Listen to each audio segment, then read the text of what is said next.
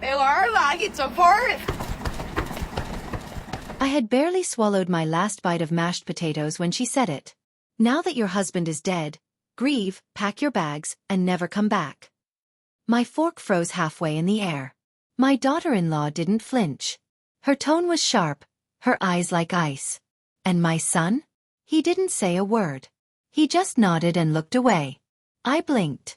Maybe I misheard. Maybe the grief had fogged my mind. But then she added with a sickening calm in her voice, "This house was never really yours anyway, Evelyn." I looked across the table at Mark. My only child. His silence told me everything I didn't want to believe. It had only been a week. 7 days since I buried Daniel, my husband of 32 years. 7 days since I stood under a gray sky, clutching a wilted rose and watching the casket sink into the ground. And now here I was, sitting in the dining room we built with love, being told I didn't belong. The room felt colder than usual. The long mahogany table suddenly too large, the walls too bare without Daniel's laughter. I kept glancing at his empty chair, expecting to see him holding his glass of iced tea, smiling at our conversations. But he wasn't there. And nothing would ever feel the same again. Across from me sat Laura, Mark's wife of 15 years. She had never liked me. Never hated me either, but she'd worn her distance like perfume. Subtle but undeniable. Only tonight, it wasn't subtle. Tonight it was war. "Pass the potatoes," she said without looking at me.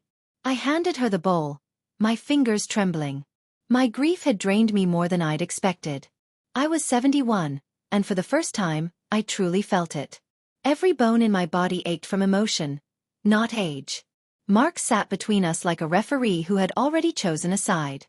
He hadn't looked at me since we sat down. The same boy who once cried when I left for work was now avoiding his mother's eyes like I was the shame of the family. "The service was beautiful," I said softly, trying to diffuse the tension. Daniel would have appreciated how many people came. Laura set down her fork with slow precision. "That's actually what we need to talk about," she said. I paused. The air grew still, as if even the ceiling fan was waiting for the next blow. "What do you mean?" I asked, already feeling a knot tighten in my stomach. Laura straightened in her chair. "Now that Daniel is gone, this house is going to be too much for you. It's large. It's expensive. And honestly," she paused, glancing at Mark who wouldn't meet my eyes, "it's not practical for you to stay here alone." I stared at her. I had lived in this house for over 30 years. I knew every creaky step, every light switch that needed a little jiggle. I had planted those roses by the mailbox.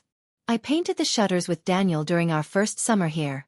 And now they were telling me it wasn't practical? "I've managed just fine," I said, my voice barely a whisper. "That's the problem," Laura snapped. "You think you can still manage everything. But you can't. Let's be honest, your time here is done." She didn't even blink. I turned to Mark, the boy I raised alone while Daniel worked 2 jobs in the early years. The man I fed, clothed, and loved with every ounce of my being.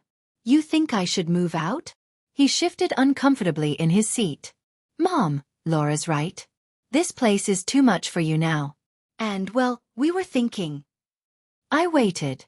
"If you moved into a senior community, we could take over here. You know, to expand our family. The kids need space. It's a win-win." My heart stopped. They didn't just want me to leave. They wanted my house. This house. The one Daniel and I had poured every cent and every dream into. "This was your father's house too," I said, barely breathing. "You really think he'd want you to?" "This was Dad's house," Laura interrupted. "And now it's ours. You were just living in it." That's when it hit me. She hadn't just thrown me out. She had erased me. In one dinner, in one sentence, I was no longer part of their life. Not a mother. Not a widow. Just an old woman in the way. I felt dizzy. I steadied myself on the edge of the table. "I need some time," I said quietly. 2 weeks, Laura replied, wiping her mouth with a napkin. "That should be enough to pack and find somewhere decent. We already contacted a realtor." Mark looked up for the first time and nodded. "It's for the best, Mom. You'll see." I walked out of the room without another word. My feet were heavy as I climbed the stairs. In the bedroom, Daniel's scent still lingered. His glasses were on the nightstand. His jacket still hung on the back of the door. The sheets still carried the warmth of his last night alive. I sat on the edge of the bed and looked into the mirror. The woman staring back at me was not the Evelyn from last month. She was older. Broken. But in her eyes, behind the sorrow, there was something else. A spark of something Daniel always told me I had. Strength. They thought they could throw me away like a leftover. But I wasn't done. Not yet. Tomorrow I would go to the bank. I would see what Daniel had left behind. Because if they thought I'd leave without a fight, they were in for a surprise. I didn't sleep much that night. I kept turning from one side to the other, trying to quiet my mind. Every time I closed my eyes, I heard Laura's voice again. This house was never really yours anyway. And then Mark's quiet nod. The way he avoided looking at me, like I was a stranger. By morning, I felt hollow inside. The kitchen was too quiet as I made coffee. Daniel always started our mornings with a joke or a kiss on the cheek. Now, the silence pressed on me like a weight. I sipped my second cup slowly, staring out the window while the sun crept across the garden we planted together. 10 days had passed since that awful dinner. Wade and Laura. No, now Mark and Laura, since I was changing all the names in my heart, had already come by twice. They measured the living room. Talked about paint colors. Once, I heard Laura on the phone with a contractor saying, "Once the old woman moves out, we can finally open up this wall." They walked around like the house was already theirs. But they didn't know everything. Daniel had always taken care of the finances. I trusted him completely. He'd tell me, "You don't need to worry about this stuff, Evelyn. I've got us covered." And I believed him. But now I needed to understand things for myself. If I was going to be forced out, I had to know what I actually had. So I dressed neatly, grabbed a notepad and pen, and drove to First National Bank. I'd made that drive 1,000 times over the years, always with Daniel in the passenger seat. He'd go inside, take care of the business, while I waited in the car. He said it was easier that way. Now I wished I had gone inside more often. The bank manager, Helen Patterson, recognized me the moment I walked in. "Mrs. Sullivan," she said gently, reaching out to take my hand. "I'm so sorry about Daniel. He was a lovely man." "Thank you, Helen," I replied, doing my best to smile. "He always liked you too." We sat in her small office, a stack of tissues already placed on the desk, just in case. I clutched my purse tightly in my lap and took a deep breath. I need to understand our financial situation. Daniel always took care of everything, but now. Helen gave a kind nod. "Of course. Let me pull up your accounts." She clicked through her computer, her brows slowly lifting. "Oh my," she whispered. My heart skipped. "Is something wrong?" "Not wrong," she said slowly. "Just surprising. There are more accounts here than I expected." She printed out a statement and slid it across the table. "Here's your joint checking. That should cover your expenses for a while." I looked at the balance. It was enough to get me by for a few months. That was a relief. Helen continued. "There's also a savings account, under both your names." She handed over another sheet. This amount was much larger. Enough to support me comfortably for years if I was careful. Tears stung my eyes. Daniel always said we needed to save for a rainy day. Helen gave a soft smile. "He was smart. But there's more, Mrs. Sullivan." I leaned forward. "More?" "Yes. I'm seeing 4 other accounts. In your name only. 2 CDs, a money market account, and a trust." My fingers went cold. "In my name? Are you sure?" She nodded. "Do you remember coming in to sign documents with Daniel? Maybe he said it was just routine paperwork." I searched my memory. There were times, yes. Like when we updated our address. Or changed our checking account. I remembered sitting beside him while he explained things to Helen. "You signed them," Helen said gently, holding up a file with my signature on multiple forms. "He probably told you they were just small updates. But these were real. And legal. You own these accounts, Evelyn." I stared at the numbers. They weren't small. They were life-changing. One account alone had more money than I had seen in my entire life. Why would he do this without telling me? Helen hesitated. "Sometimes, when there are family tensions, People take steps to make sure their spouse is protected. Daniel may have wanted to shield you from pressure. Maybe from your son and daughter-in-law. I thought back to little moments. Daniel asking me if I thought Laura spent too much. His quiet sighs when Mark talked about money. The way he always handled the bank visits alone. It made sense now. He hadn't been hiding things from me. He'd been shielding me. "There's one more thing," Helen said, her voice careful. I looked up. The trust account. It's been receiving steady deposits from a business account for 5 years. It's called the Sullivan Construction Trust. I blinked. But Daniel sold the business when he retired. That's not what our records show. The business account is still active. And the money has been moving into your trust regularly. My hands shook. What should I do now? I recommend speaking with the business accountant. There might be more to this than we see here. I left the bank with a folder full of paperwork, my mind spinning. I didn't go home right away. Instead, I sat in a small cafe parking lot, reading through every page Helen had given me. Daniel hadn't abandoned me. He had protected me. Quietly, patiently, completely. He saw what I couldn't. That one day, I might need to stand on my own. And now, I could. My phone buzzed. A message from Mark. "Mom, Laura found a realtor. We can start showing the house next week. Hope you're making progress on finding a place." I stared at his message, then at the documents in my lap. They thought they had the upper hand. They thought I was weak. But they didn't know what Daniel had built for me. Tomorrow, I'd make another call. Let the games begin. The next morning, I stood at my kitchen window, holding a warm cup of coffee in both hands, trying to settle the storm in my chest. The garden outside looked peaceful, the roses Daniel and I had planted blooming bright red. But inside, I felt like I was standing on the edge of something huge. I had no idea what I was walking into, but I knew one thing.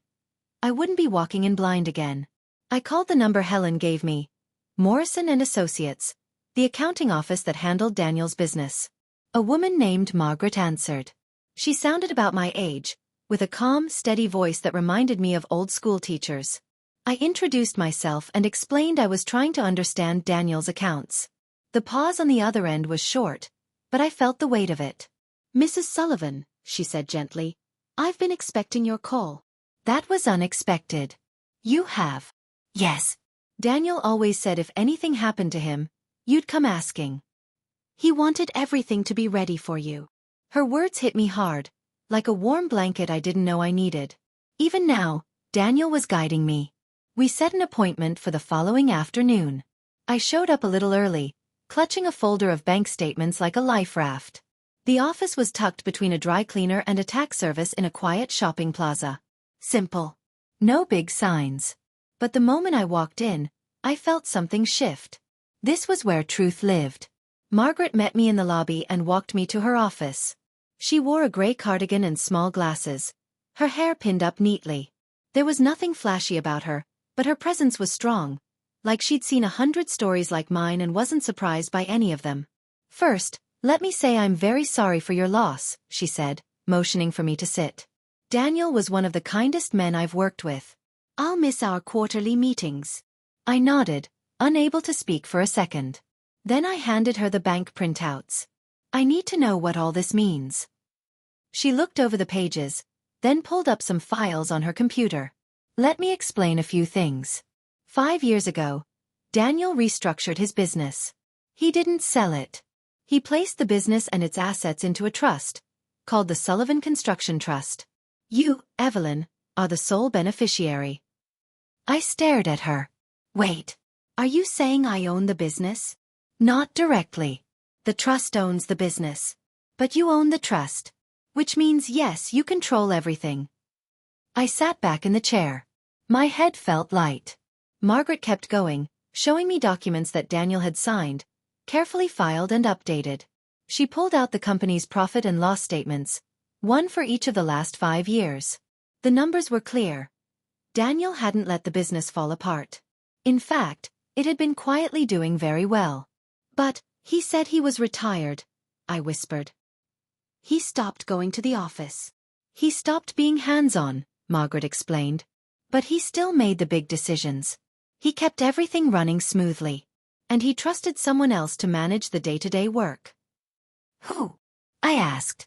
Tom Bradley. I smiled despite everything. Tom had been Daniel's right hand for decades. He started as a teenager, and over the years, he'd become like family. He was even at the funeral, standing in the back, eyes red. Margaret nodded. Tom has been managing things for the last 5 years. Your husband set up a bonus system to keep him motivated. He's been loyal. He's worried now, though. Hasn't heard from anyone since Daniel passed. I nodded slowly. I'd like to meet with him. Talk about what comes next. Margaret smiled. I think that would be wise. She reached for another folder. There's something else.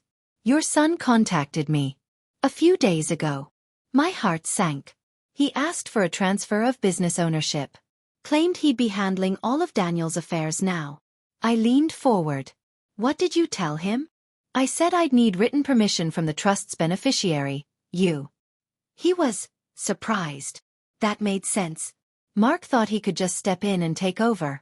He didn't know Daniel had locked the door behind him and left the key in my hand. Margaret closed the folder and looked at me kindly.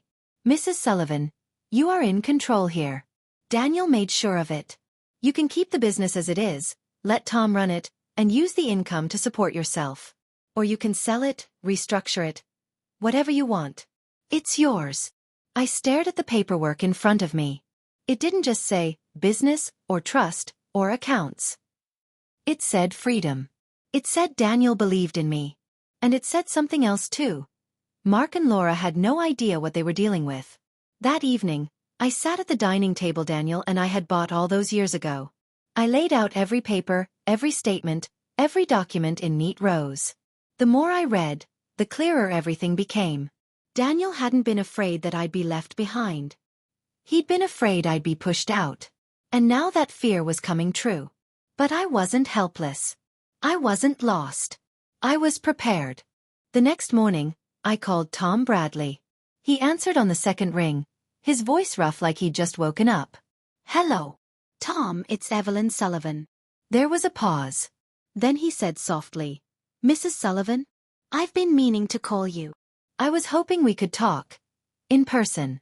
Maybe over coffee. Of course. I'll come by your place. We met an hour later in my kitchen.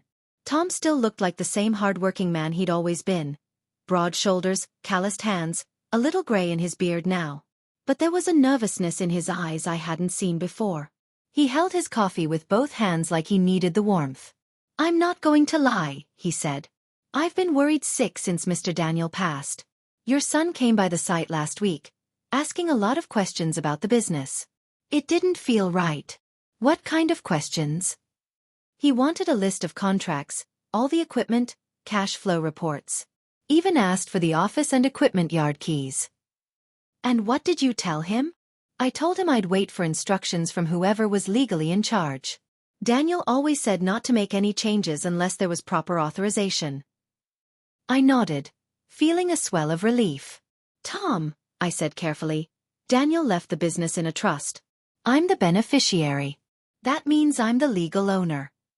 He stared at me for a moment, then looked down at the table. Well, I'll be damned, he muttered, shaking his head. Pardon my language, ma'am. But that man really was 3 steps ahead of the rest of us. I smiled, a small, tired smile. He was. We've done good work these past few years, Tom said. Small contracts, nothing flashy, but reliable. Good reputation. Steady clients. If you want me to keep running things, I will. Just tell me what you need. I nodded. I want things to stay exactly as they are, for now. Understood. There was a pause. Then I leaned forward. Tom, I need to ask you something. Has my son ever tried to get involved in the business before? Tom looked away, rubbing the back of his neck. Yeah, a few times. He'd show up when Daniel wasn't around. Ask about payments. He'd say things like, maybe the business could help with a short-term investment, or Dad's talked about giving us a little push. And what did you tell him? I told him to talk to Daniel. I wasn't going to hand over anything without permission. I was quiet for a moment, thinking about how many times Mark had looked me in the eye and acted like everything was fine, while quietly trying to get control of everything Daniel had built. Tom continued, last year, he showed up at the bank the same day we deposited a large payment. Said it was a coincidence. But he was real interested in that deposit. So he's been watching. Trying to time things. Seems like it. I looked at Tom seriously. Do you think he knows how much money the business actually makes? Tom shook his head. Not the full picture. Daniel was careful. On paper, things were modest. He told your son the business was barely holding on. But the truth is, we've been doing just fine. He reached into his jacket and pulled out a worn notebook. I keep records. Old habit. Mr. Daniel always said to document everything. According to my notes, over the last 5 years, Mark's gotten about $93,000 in payments. My heart stopped. That much? Yep. Daniel treated them like loans. Even made him sign a few documents. But your son never paid anything back. Not $1. I felt the blood drain from my face. Mark had lied to me. Again and again. And now, he thought he could push me out of my home, take over the business, and pretend none of it mattered. Suddenly, through the kitchen window, I saw his car pull into the driveway. Tom turned around in his seat. Is that him? Yes, I said quietly. And I don't want him to know we've been discussing any of this. Tom stood and quickly gathered up the papers. Mrs. Sullivan, whatever happens, you have my support. Mr. Daniel trusted you. That's good enough for me. The door opened before I could say more. Mark stepped in without knocking, like he owned the place. Morning, Mom, he said casually. Tom, didn't expect to see you here. Just stopped by to check in, Tom replied, his voice steady. Mark barely looked at me. He was already scanning the kitchen, probably imagining what he'd change once I was gone. Actually, Tom, I'm glad you're here, he said. We need to talk about the business. With Dad gone, we have some decisions to make. Might be time to wrap things up and sell off some equipment. Tom gave a slow nod. Interesting. And who's making those decisions? Mark looked confused. I am. I'm Daniel's son. I'll be handling everything now. Tom didn't flinch. You have any paperwork to support that? Mark laughed, but it sounded uneasy. Come on, Tom. I'm family. That's not the question I asked. Mark turned to me, clearly expecting backup. Mom, tell him I'm handling things. I stood, my hands resting calmly on the back of the chair. Actually, Mark, I think Tom's right to ask for documents. Your father was always very specific about procedures. We should follow them. He blinked, caught completely off guard. What are you talking about? I'm talking about doing things properly. Legally. Like Daniel would have wanted. Mark looked like he didn't recognize me. And for the first time in years, I didn't care. I wasn't there to please him anymore. The moment had come. And this time, I was the one in charge. 3 days passed without a word from Mark or Laura. I knew it wouldn't last. They weren't the kind to stay quiet for long. I figured they were regrouping, maybe talking to a lawyer or scrambling for whatever control they thought they still had. And sure enough, on the 3rd morning, my phone rang at 7 a.m. It was Mark. We need to talk, he said sharply. Laura and I are coming over. I glanced at the clock, still in my robe. This early. This can't wait. We'll be there in 20 minutes. The line went dead. I didn't rush. Instead, I took my time getting ready. I put on the navy blue dress Daniel always said made me look graceful, brushed my silver hair, and even applied a little lipstick. If they were coming for a fight, I wasn't going to meet them looking weak. At exactly 20 minutes past, their car pulled into the driveway. I opened the front door before they could knock. Laura stomped in first, heels clicking against the wood floor, her designer purse swinging like a weapon. Mark followed, face tight, jaw clenched. They stayed standing, positioning themselves between me and the door, like they wanted me to feel cornered. I didn't. I sat in Daniel's favorite chair, the one with the best view of the whole living room. Good morning, I said as calmly as I could. Mark didn't bother with greetings. Tom Bradley called me, he said. He said you told him I needed authorization to manage Dad's business. What exactly are you doing? I told him to follow procedures, I said. The same ones your father always insisted on. Procedures. Laura snapped. Wade is Daniel's son. That should be enough. I'm not questioning his role as a son, I said gently. But when it comes to business, things aren't based on blood. They're based on legal ownership. Mark squinted at me. What are you saying? I reached for the folder I'd placed beside me earlier. Slowly, I opened it and laid out the documents on the coffee table between us. Trust records, account statements, profit reports. All of it. Henderson Construction doesn't belong to your father's estate, I said. It hasn't for years. He transferred it to the Sullivan Construction Trust 5 years ago. And I'm the sole beneficiary of that trust. Laura lunged forward and grabbed the first document. Her perfectly polished nails dug into the paper as she scanned it, her eyes darting back and forth in disbelief. Mark read over her shoulder, his face losing color by the second. This doesn't make sense, Laura whispered. You don't even know how to run a business. You've never even written a check on your own. You're right, I said. I didn't have to. Your father handled everything. But apparently he saw things more clearly than I did. He knew what could happen. Mark dropped onto the couch like the air had been knocked out of him. But the business was struggling. Dad told me money was tight. It wasn't, I said, sliding another page toward him. These are the financial statements for the past 5 years. The business has been doing just fine. He picked up the papers, and I watched as realization slowly crept across his face. Where did all this money go? He mumbled. I took a breath. Some of it went to you, Mark. About $87,000, to be exact. Laura's head snapped toward him. What? You told me your dad gave us money as a gift. You said he wanted to help. Mark stammered. He never asked for it back. He said it wasn't a big deal. He did, I corrected him softly. He had you sign loan documents. Every payment was tracked. Margaret Morrison has copies of all of it. Missed payments, extensions, everything. Laura stared at the documents, pale with shock. You lied to me. I didn't think it mattered, Mark said weakly. I thought he wasn't going to enforce it.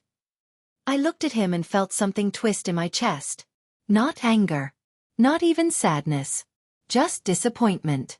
Laura wasn't done. Okay, fine, she snapped. But the house still goes to Mark. This house is worth more than some dusty little construction company. Is that so? I said calmly. She nodded quickly. At least $400,000. It is a beautiful home, I agreed. Of course, there's the mortgage to consider. Mark looked up. What mortgage? Dad paid off the house years ago. He did, I nodded. But 18 months ago, Daniel took out a home equity loan. A large one. $350,000. Laura blinked. That's not possible. We'd have known. You'd have to sign too. No, I said. Daniel was the sole owner of the house. I was listed only as a surviving spouse, not a co-owner. He didn't need my signature. And he used the loan to fund the trust. Which means that money became part of my inheritance. Laura's mouth opened and closed, but no words came out. Mark stared at the papers like they were written in a language he didn't understand. Why would he do that? Why mortgage the house to put money in a trust? I didn't hide my emotion this time. Because he was protecting me, I said. He knew what could happen after he was gone. He wanted to make sure I'd never be dependent. Not on anyone. Laura stood, hands on her hips, shaking with fury. You manipulated him. You convinced a dying man to change everything. No, I said simply. He wasn't dying when he did this. He was planning. Mark looked at me, really looked at me for the first time in years. Mom, surely we can work something out. You don't want to run a business. You don't need a big house. This house is mine, I said. And the business? It's being run just fine, with Tom. I have no reason to sell anything. But the payments, how will you afford them? With the business income, I said. Exactly how your father intended. Margaret confirmed that the profits easily cover the mortgage, my expenses, and still leave more than enough. I stood up, smoothing my dress. Now, you mentioned something about moving out. I think that's still an excellent idea. Not for me, of course. Mark's mouth fell open. You can't be serious. After everything Dad did for you. I'm very serious. And you're right. He did everything for me. He made sure I'd never have to beg anyone, not even my own son, for a place to live. Laura was already halfway to the door, her face burning with rage. This isn't over. We'll fight this. You can't just take everything. You're welcome to try, I said. But everything was done legally. Properly. And Margaret has already given everything to my attorney. Mark paused at the door, looking confused and hurt. I don't understand. Why are you doing this to us? I'm not doing anything to you, I said, my voice calm. I'm just not letting you do it to me. They left in silence. And when the door shut behind them, I let out a long, slow breath. For the first time in a long while, the house felt peaceful. It felt like mine. After they left, I didn't cry. I didn't collapse on the couch or pace the room. Instead, I stood in the middle of the living room for a long time, just listening to the quiet. No footsteps rushing around. No whispers behind my back. No plans being made without me. Just peace. Real, deep, heavy peace. It felt like Daniel had wrapped his arms around me from beyond the grave and whispered, "You've got this now, Evelyn." That night, I sat in his old study. I hadn't touched anything in there since he passed. Everything was still in place, the tidy stacks of paper, his reading glasses on the desk, and his favorite pen resting on the open calendar. I opened the drawer labeled, Emergency. Inside was a folder marked in Daniel's neat handwriting. Mortgage, loan papers, trust transfers. He hadn't just been preparing. He had been building a wall around me. Quietly, carefully, brick by brick. The next morning, Tom came over again. We sat in the kitchen like we had the last time, except this time, I didn't feel small or unsure. I felt strong. He looked tired. "Mrs. Sullivan, I've been meaning to tell you something." "Go ahead, Tom." Mark came by the site again, before all this. Said he was taking over the business, wanted full access to everything. Asked me for files, client lists, cash flow reports. Said there were going to be big changes. What did you tell him? I told him nothing moves until I hear from you. That's what Mr. Daniel said to do. That's what I'm sticking with. Thank you, I said quietly. Truly. He reached into his coat pocket and pulled out his small notebook again. You asked me last time how much your son got from the business.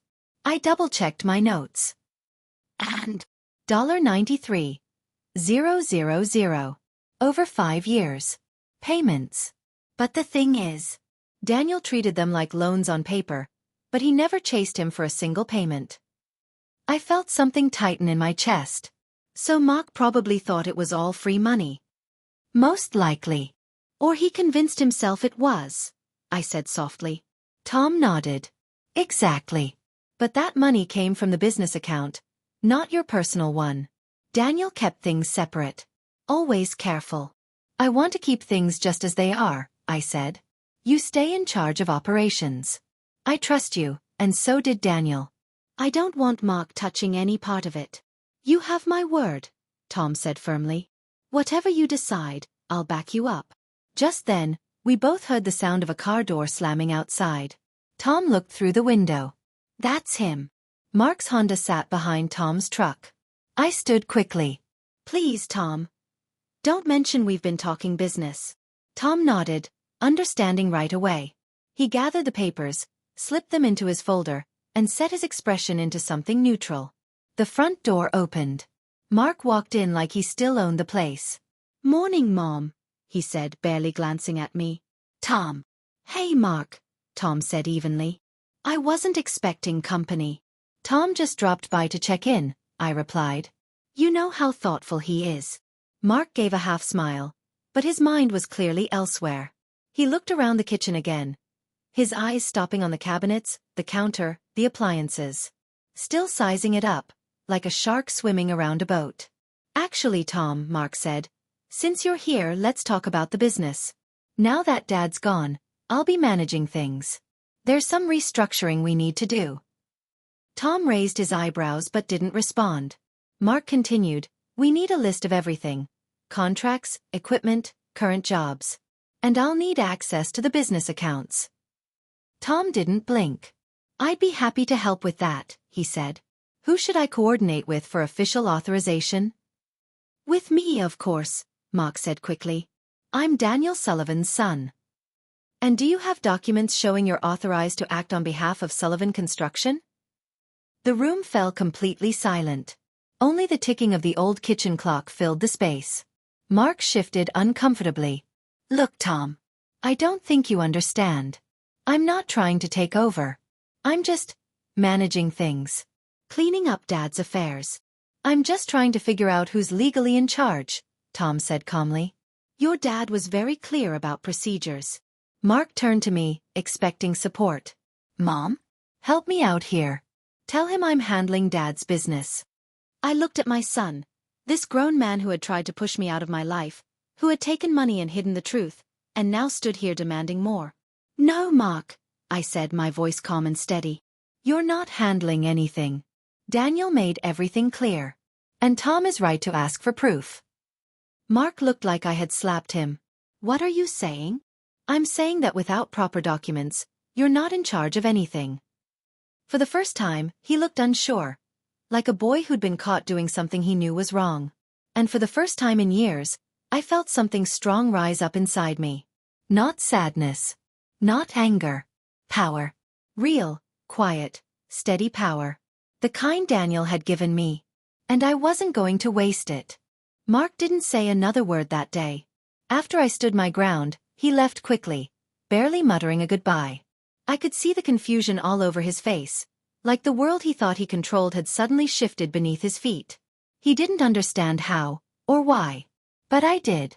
Daniel had built a fortress around me, and now Mark was finding out just how strong those walls were. 3 mornings later, the phone rang again. This time, I wasn't surprised. Mark's voice came through tight, strained.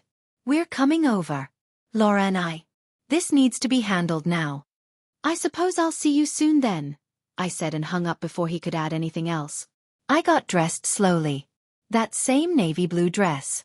Not because I had to impress them, but because it reminded me of who I was. Someone who didn't back down. They arrived exactly 20 minutes later, Laura marching straight through the front door like she owned the house. She didn't wait to be invited. Mark followed. Slower. Quieter. There was something different in his walk. Less pride, more tension. They stood again, right by the doorway, like last time. As if they could intimidate me by taking control of the space. I sat in Daniel's chair again, crossing my legs. "Would you like to sit?" "We're not here for tea," Laura snapped. "I didn't think you were." Mark stepped forward. "Tom won't release any business information to me." "He said you told him not to." "That's correct." "What's going on, Mom?" he demanded. "Why are you blocking me out?"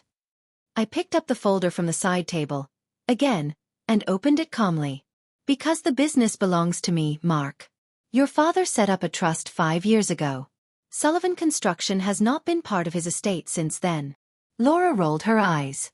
"You've said that already. But the house still belongs to Mark. You can't keep all of it."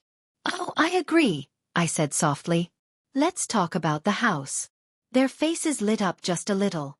Finally they thought they were getting somewhere. "This house is part of your father's personal estate," I began. "And according to his will, it goes to the family. That includes you." Mark nodded quickly. "But there's something else," I added. "Something you didn't know." I pulled out a different document and laid it flat on the table. 18 months ago, Daniel took out a home equity loan. For $350,000. Both of them froze. Laura found her voice first. "That's impossible. We would have known. You can't take out that much without both owners signing." "You're right, if we were co-owners. But I wasn't. Daniel owned the house in his name only. I was listed as his spouse, but not a co-signer. He didn't need me to sign anything."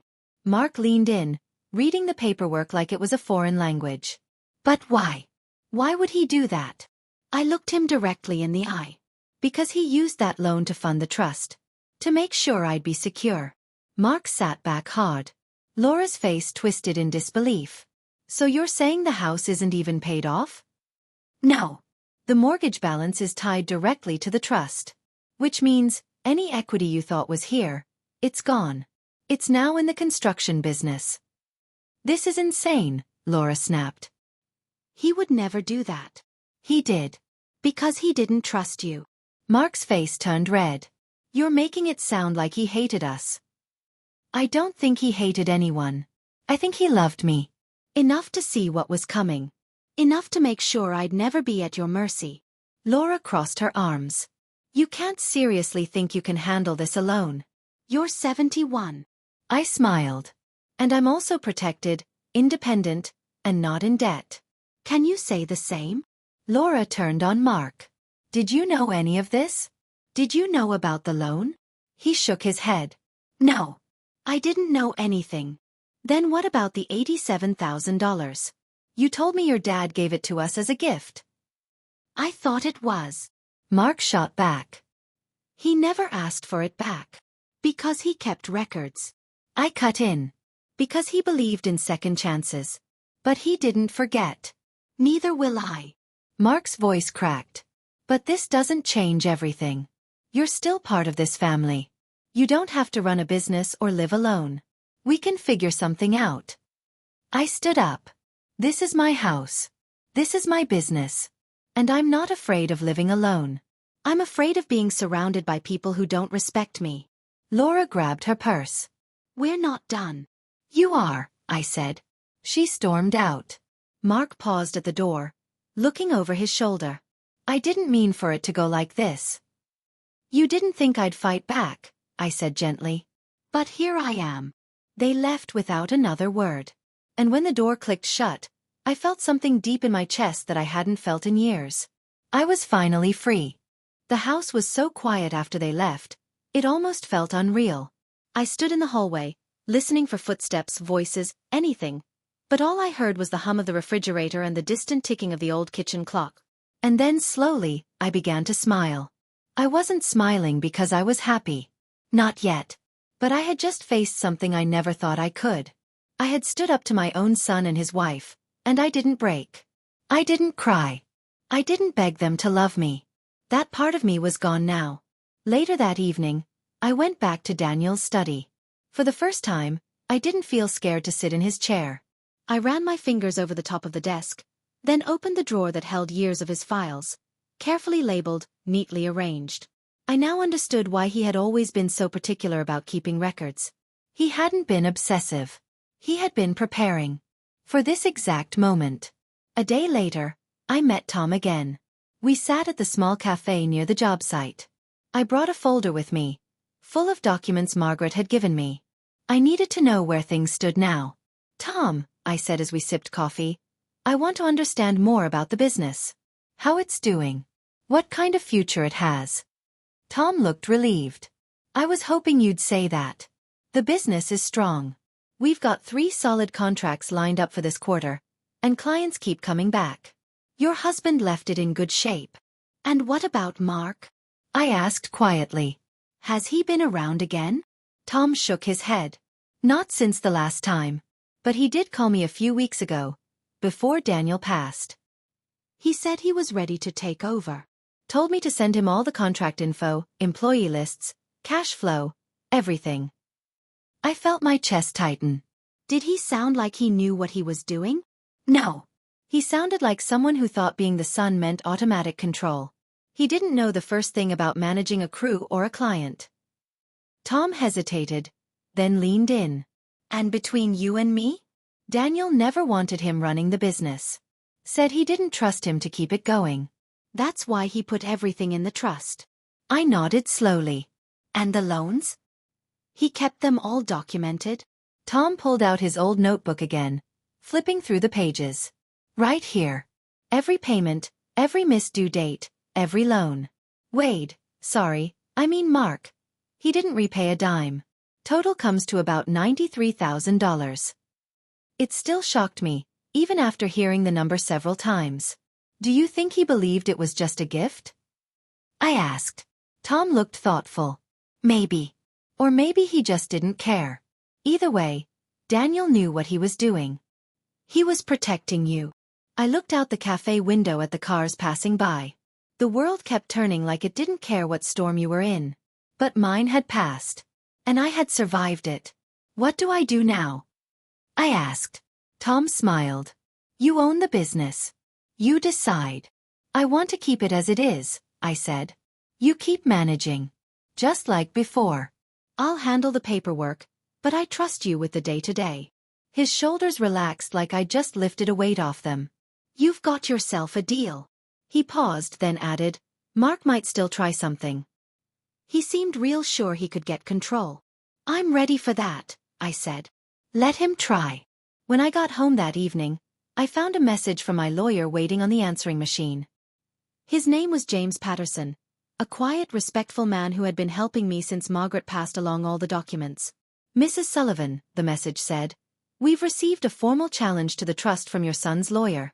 They're trying to argue that the business was transferred under pressure or undue influence. I'll be by in the morning with the documents for your review. I didn't panic. I didn't even feel angry. Instead, I poured myself a glass of water, sat on the couch, and looked around my home. My home. Not theirs. They could fight. They could threaten. But the truth was written in every legal document, every bank record, every signature Daniel had carefully gathered over the years. I wouldn't be scared of them anymore. The next morning, James arrived right on time. He was neat, polite, and spoke like someone who knew exactly what he was doing. I trusted him from the start. They've hired a lawyer who deals with elder law, he said. They're going to argue that Daniel was manipulated or confused. And what do we have? I asked calmly. We have a paper trail a mile long, James smiled. Every form signed. Every transfer properly done. Every dollar accounted for. If they push this, it won't end well for them. He handed me the official response papers. Do you want to proceed? I took a deep breath. Yes. All the way. Let's show them exactly who they're dealing with. That afternoon, I walked through the house and felt something shift inside me again. It wasn't just about money. It wasn't about the house. It was about respect. About being seen. About never having to beg for love or space or a seat at the table again. Daniel had loved me enough to prepare for the day he wouldn't be here. Now it was my turn to love myself enough to finish what he started. 6 months passed. A lot had changed. I no longer lived in the big family house. Not because Mark and Laura forced me out, but because I chose to leave. After everything was settled legally, I sold the house myself. On my own terms. And I bought something smaller, something peaceful. An oceanfront cottage just outside a little town called Mendocino. It was perfect. The kind of place Daniel and I had always dreamed of retiring to. Quiet, with soft sea breezes and the gentle sound of waves that greeted me every morning. The kind of place where I could breathe again. The best part? I didn't owe a cent on it. And every corner of that cottage, every chair, every photo, every color on the wall. It was mine. Chosen by me. For me. Henderson Construction was still running strong. Tom called me every Friday afternoon to give me updates. How the crews were doing, what contracts were coming up, how the finances were looking. And every 3 months, a check showed up in my account. Clean, clear income that Daniel had made sure would always be mine. I hadn't just survived. I had found peace. But Mark and Laura didn't give up quietly. After their first legal challenge failed, they hired another lawyer. A flashier one, this time, a specialist in elder financial abuse. They accused me of manipulating Daniel, of taking advantage of him in his final years. It would have been insulting if it hadn't been so predictable. James handled it all calmly. Every document, every transaction, every trust setup had been done legally and carefully. Daniel's signature was on everything. Witnessed. Dated. Notarized. The case fell apart before it could go anywhere. And then came the final settlement meeting. James arrived at the cottage at exactly 10 a.m., as always. He had a warm smile and a neat folder in his hands. "Morning, Evelyn," he said, taking his usual seat by the window. "It's done. All terms are finalized." I poured 2 cups of coffee from my French press, something I'd learned to make only after moving here. Another little freedom. They finally accepted the terms? I asked. They didn't have a choice. The numbers speak for themselves. Mark and Laura had agreed to a full repayment plan. Every cent of the $96,000 they owed the business, plus interest and legal fees, was now documented in a contract. They had 8 years to pay it off, with monthly payments. If they missed even one, the business had the right to garnish Mark's wages and place liens on any property they bought. I sipped my coffee and stared out at the ocean. James smiled. You don't look surprised. I'm not. He opened another envelope. This arrived yesterday. From Mark. It was a simple letter, folded neatly. I hesitated, then opened it and read. Mom, I know I've hurt you. I don't expect you to forgive me right away. But I want you to know that I understand now. What Dad did. Why he did it. He wasn't punishing us. He was protecting you. Laura and I are in counseling. I've taken on extra work to meet the payments. I hope one day we can talk again. I'm sorry for everything. Mark. I folded the letter slowly and placed it on the table. James watched me. Do you want to respond? No, I said. Not yet. If he wants a relationship, he can build it, brick by brick. Just like the debt. Slowly. Honestly. James nodded. That's fair. After he left, I took my coffee to the back deck. The sea was calm today. Soft waves brushing the shore like the earth itself was breathing easy. I looked out at the water and felt that same calm inside me. I had lost a lot. A husband. A version of family I thought was real. But I had gained something far more powerful. Freedom. No one controlled me anymore. No one decided where I lived, what I owned, or what I deserved.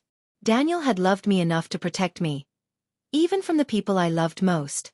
And now, I was honoring that gift the only way I knew how. By living freely. By living fully. And by never allowing myself to be treated like a burden again. The wind that afternoon carried the soft scent of salt water and jasmine. I sat alone on my back deck, a glass of wine in one hand, Daniel's old sweater draped over my shoulders like a gentle hug. The sun was beginning to set, casting gold across the waves, and for the first time in years, I felt entirely at home. Not just in the cottage. In my skin. In my life. I had made it through. When Daniel died, I didn't just lose a husband. I lost the only person who had stood between me and a quiet betrayal building for years. I had believed that love meant safety. That family meant loyalty. That being kind meant being protected. I was wrong. What I've learned is that love without respect is hollow. Family without boundaries is dangerous. And kindness, when given without limit, can turn into a weapon others use to take what's yours. But I also learned something better. Something deeper. That I'm stronger than I ever knew. That I could rebuild. That I didn't need permission to exist, or a title to be respected, or shared blood to be valued. And I'm not alone. A few weeks ago, Margaret's daughter, Linda, called. She'd heard my story from her mother and was starting a support group for women like me. Women who had been pushed aside, dismissed, manipulated by the very people they once nurtured. She asked if I'd speak. At first I hesitated. What did I have to offer? I wasn't a lawyer or a financial advisor. I was just me. But then I thought of all the women sitting silently in their kitchens right now, afraid to open bills, unsure of what's truly in their name, slowly being erased by people they love. And I said yes. I won't speak about revenge. That's not the story I want to tell. I'll speak about courage. About preparation. About listening to that little voice inside you that says, this isn't right. I'll speak about what it means to stop begging for space, and start claiming it. Because the truth is, Daniel didn't just leave me money. He left me something far greater. A foundation. And on that foundation, I built a life where no one could vote me out, guilt me out, or love me just enough to control me. 6 months ago, I was a grieving widow facing a future I didn't choose. Now, I'm a woman who owns her peace, her home, and her power. And I'm finally free. As the last light faded behind the ocean, I lifted my glass and whispered to the sky, thank you, Daniel, for believing in me, before I ever believed in myself. The moral? Never let anyone convince you that you're lucky just to be allowed to stay. Know your worth. Know your rights. And most importantly, never hand over your power just to keep the peace. Because real peace doesn't come from pleasing others. It comes from protecting yourself.